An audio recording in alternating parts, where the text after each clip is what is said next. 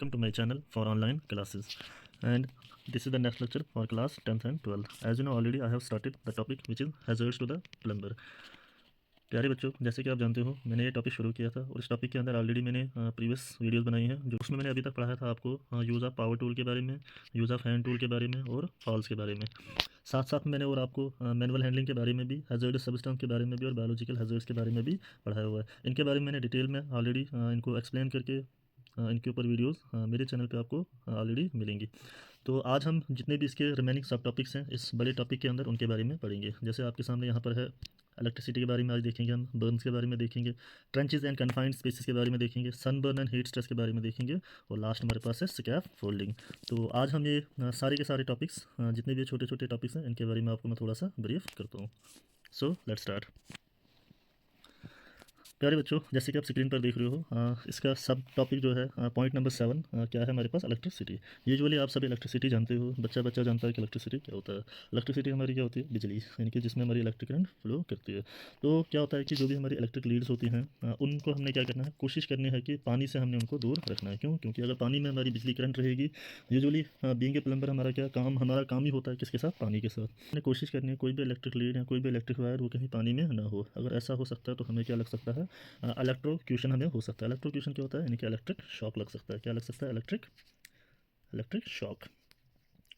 Electrocution को ही हम क्या बोलते हैं, इलेक्ट्रिक शॉक बोलते हैं, जिससे क्या हो सकता है, हमारी जान जा सकती है। तो कोशिश करनी है हमने कि जो भी हमारी इलेक्ट्रिक लीड्स हैं या जो इलेक्ट्रिक वायर्स हैं उनको हमने क्या करना है, पानी से दूर रखना और सही तरीके से हमने क्या करना है, इस्तेमाल करना है। कहीं भी हमें जैसे कोई पुराना बोर्ड है उसको रिप्लेस करना है, कोई पुरानी वायर है उसको रिप्लेस करना है, कहीं पे कोई वायर ओपन है वहाँ पर उसको डायरेक्टली हमने टच नहीं करना है। या यूजुअली जब भी हमने कोई काम करना है रिलेटेड टू प्लम्बिंग तो तब हमने क्या करना है, इलेक्ट्रिसिटी को बंद रखना है, उसके बाद ही हमने अपने काम को करना है। अदरवाइज़ क्या है कि हमें बहुत सारे हैज़र्ड देखने को मिलेगा। यूजुअली जैसे हमारी ये केबल्स हैं इनमें कितने वोल्टेज होती है, 240 वोल्ट हीट इनमें ट्रेस पाई जाती है। जो भी हमारी ये केबल्स होती हैं, ये लीड्स होती हैं, वायर्स होती हैं, उस टेम्परेचर को मेंटेन करने के लिए।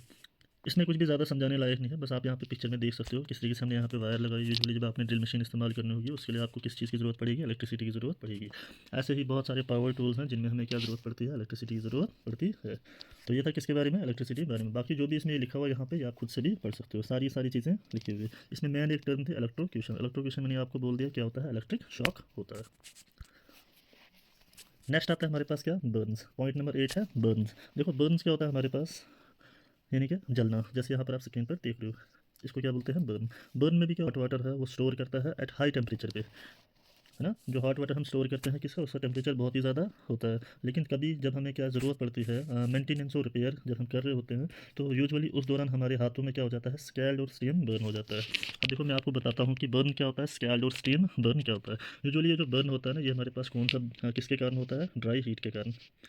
किसके कारण होता है, ड्राई हीट के कारण। अब ड्राई हीट में आपका क्या होता है, जैसे आपकी कोई आयरन है या आपके पास जैसे कोई फायर वगैरह है, तो इसके कारण जब भी इन चीज़ों के कारण जब भी हमारे पास कोई बर्न, कोई हाथ हमारा जल जाए तो उसको हम क्या बोलते हैं, बर्न बोलते हैं। एक तो ये समझ आ गया। दूसरी चीज़ यहाँ पे लिखी है स्कैल्ड एंड स्टेम। स्कैल्ड और स्टेम हमारे पास क्या होता है, ये होता है हमारे पास किसके कारण, वेट हीट के कारण। किसके कारण होता है, वेट हीट के कारण। वेट हीट में आपका जैसे क्या क्या आता है, एक आता है आपका, यहाँ थोड़ा सा ऊपर दिखाता हूँ, एक आता है आपका क्या, बॉइलिंग बॉइलिंग बॉइलिंग वाटर। ठीक है, बॉइलिंग वाटर आता है। यहाँ इसी के साथ हमारे साथ दूसरा आपका आता है क्या, हॉट वाटर। ये आपको किसके अंदर देखने को मिलता है, वेट हीट के अंदर। किसके अंदर देखने को मिलता है, वेट हीट के अंदर आपको देखने को मिलता है। तो यही कह रहा है कि हाँ हमने क्या करना है, कोशिश करना है कि उस टाइम भी एहतियात बरतनी है। अगर हम ऐसा नहीं करेंगे तो हमें क्या हो सकती है, सीरियस इंजरी हो सकती है, परमानेंट डिसफिगरमेंट हो सकता है। मीन्स कि हमारा हाथ उम्र भर के लिए क्या हो जाएगा, हाँ काम करना बंद कर देगा। जैसे देखो यहाँ पर आप स्क्रीन पर देख सकते हो इसकी फिंगर्स में कितनी बुरी तरीके से इसकी फिंगर्स इसकी तबाह हो गई हैं, डिसफिगरमेंट हो गई हैं, कंप्लीट इंजरी इसके हाथों में आ गई। क्यों? क्योंकि इसने क्या किया, उस टाइम बिल्कुल भी ध्यान नहीं रखा है। दोनों चीज़ें, बर्न भी हुआ है साथ में स्कैल्ड एंड स्टेम बर्न भी हुआ है। तो ये था किसके बारे में, बर्न के बारे में।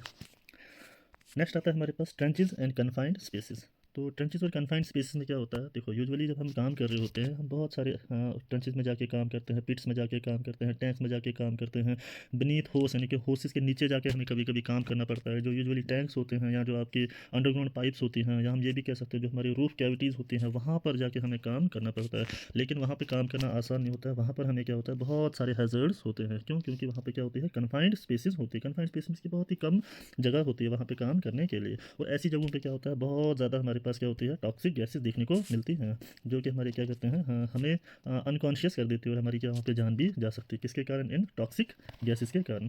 टॉक्सिक गैसेस क्या होता है, जो जहरीले गैसेस वगैरह होते हैं, जैसे आपका नाइट्रोजन है, बहुत सारे ऐसे अलग अलग गैसेस हैं जिनसे हमें क्या हो सकता है, प्रॉब्लम हो सकती है। यूजुअली जैसे अगर कॉमन गैस की बात करूँ, ऑक्सीजन भी एक क्या हमारे पास गैस की तरह है, तो ये भी वहाँ पर क्या हमें कम होती है। कहीं भी आप जब पिट्स में जाओगे, टैंक्स में जाओगे, बीनीथ होसे जाओगे, कहीं कैविटीज़ में जाके काम करोगे, या कहीं ट्रेंचेस के पास जाके काम करोगे, वहाँ पर क्या होगा, ऑक्सीजन कम होगी, और जहाँ ऑक्सीजन कम होगी वहाँ पर क्या हो सकती है, हमारी पोटेंशियली हमारी फैटल भी हो सकती है, फैटल यानी कि हमारी जान भी जा सकती है।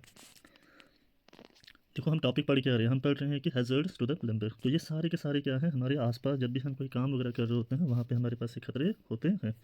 आगे कह रहा है कि हमें जहाँ पर भी बहुत सारा ऐसे ऐसे, जैसे यूजुअली आप कहीं टनल में जाके काम करते हो, वहाँ पर भी आपको ऑक्सीजन डिफिसिट दिखेगी, इनकी बहुत कम देखने को मिलेगी। तो ऐसी जगहों पर हमने क्या करना है, बहुत ज़्यादा ख्याल रखना है, जो भी टॉक्सिक गैसेस हैं उनसे अपने आप को प्रोटेक्ट करना है। नेक्स्ट आता है हमारे पास क्या, सनबर्न एंड हीट स्ट्रेस।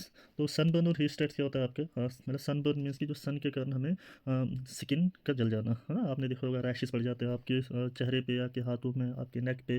वो किसके कारण होता है, जब कभी हमारी क्या होती है, धूप बहुत ज़्यादा होती है। यूजुअली आपने देखा जब आप ऊंची जगहों पर जाते हो, वहाँ पर आपको ये चीज़ें बहुत ज़्यादा फेस करनी पड़ती हैं। तो ऐसी चीज़ों में भी क्या करना, आप बहुत सारे प्रोटेक्टिव इक्विपमेंट का इस्तेमाल कर सकते हो। यूजुअली जैसे हम पढ़ते हैं कौन सा, पीपीई यानी कि पर्सनल प्रोटेक्टिव इक्विपमेंट, उसमें आपके सन ग्लासेस होते हैं, इसी तरीके से हेलमेट होता है, बहुत सारी ऐसे अलग अलग चीज़ें, इवन कि प्रॉपर एक सूट होता है जो आप लगा सकते हो।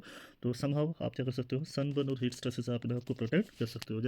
जैसे कि आप यहाँ पर स्क्रीन में देख पा रहे हो। तो वही कह रहा है कि workers who are exposed to extreme heat work in hot environment में be risk of heat stress, यानी कि जो भी गर्म इन्वायरमेंट में काम करते हैं उनको क्या रहता है, रिस्क रहता है बहुत सारे हीट स्ट्रेसेस का। हीट स्ट्रेस में आपका क्या क्या आता है, जैसे आपका हीट स्ट्रोक है, हीट एग्जॉशन है, इसी तरह से हीट क्रैम्प पड़ सकते हैं, हीट रैशेस पड़ सकते हैं, हीट स्ट्रेस हो सकता है, सनबर्न हो सकता है, स्किन कैंसर हो सकता है। ये बहुत सारी मतलब क्या है, अलग अलग डिजीज़ है, अलग अलग इंजरीज़ हैं एक सब से, जिनके थ्रू आपको क्या करना पड़ेगा, इन चीज़ों से फेस करना पड़ेगा। इवन कि जो भी अल्ट्रा वायलेट रेडिएशन हमारे सन से आती है, उसके कारण भी हमें क्या है, स्किन कैंसर के चांसेस रहते हैं। तो कोशिश करनी है हमने कि अपने आप को क्या करना है, प्रोटेक्ट करना है। आगे इसमें कह रहा है कि the longer the skin is expose, जितनी देर के लिए आपकी स्किन ज़्यादा धूप में रहेगी, द ग्रेटर द रिस्क, उतना ही ज़्यादा रिस्क रहेगा आपकी स्किन पे सनबर्न होने के। तो जैसे कि आप पिक्चर में आप देख सकते हो, तो ये क्या हमारे पास सनबर्न किसके रिलेटेड है, सनबर्न के related. Last but not the least, अब हम इसी का लास्ट पढ़ने जा रहे हैं, नाम है स्कैफ फोल्डिंग। तो स्कैफ फोल्डिंग बेसिकली क्या होता है, हमारे पास एक टेम्परेरी स्ट्रक्चर होता है जो किससे बना होता है, बैम्बो से बना होता है और किससे, आयरन पाइप से बना होता है। यूजुअली इसको हम क्या करते हैं, ये वर्कर्स को सपोर्ट करता है किसी भी काम को कंप्लीट करने के लिए। तो सबसे पहली चीज़ आपने क्या याद रखनी है, इसलिए से कुछ ये होता है स्ट्रक्चर, जिसको हम क्या बोलते हैं, टेम्परेरी स्ट्रक्चर। इसी टेम्परेरी स्ट्रक्चर को हम क्या बोलते हैं, स्कैफ फोल्डिंग। क्या बोलते हैं, स्कैफ फोल्डिंग। इससे क्या होता है कि इजीली जब वर्कर को कहीं ऊंचाई जगह पे काम करना होता है, तो वहाँ पर वो टेम्परेरी स्ट्रक्चर के लिए टेम्परेरी स्ट्रक्चर वहाँ पे बनाते हैं कुछ इस तरीके से। अलग अलग ये आयरन की पाइप जो होते हैं, या जो बम्बोज की जो ये हमारे पास शीटें, इनको लगाकर अपने काम को कंप्लीट करते हैं। तो यहाँ पर भी क्या होता है, अगर हम इनको सही तरीके से नहीं लगाएंगे तो हमें क्या हो सकता है, वहाँ पे फॉल हज़ार्ड हमें देखने को मिलेगा। मीन्स कि वहाँ से ऊंचाई से वो नीचे गिर सकते हैं, जो भी वर्कर्स हैं उनको फिर अल्टीमेटली उनकी इंजरी या उनकी फैटल, या जिसको आप कहते हैं, उनकी जाने भी जा सकती हैं। तो ये था हमारा इसका लास्ट टॉपिक, जिसका नाम था स्कैफ फोल्डिंग। इसी के साथ हमारा पहला टॉपिक कंप्लीट हुआ, जिसमें हमने पढ़ा hazards with the plumber. So thank you, I hope कि आपको ये जो मैं टॉपिक समझा रहा था अभी तक सारा समझ आ गया होगा। तो रही बात जो रिमेनिंग टॉपिक्स हैं, उनको भी मैं डिटेल में डिस्कस करूँगा। Thank you so much and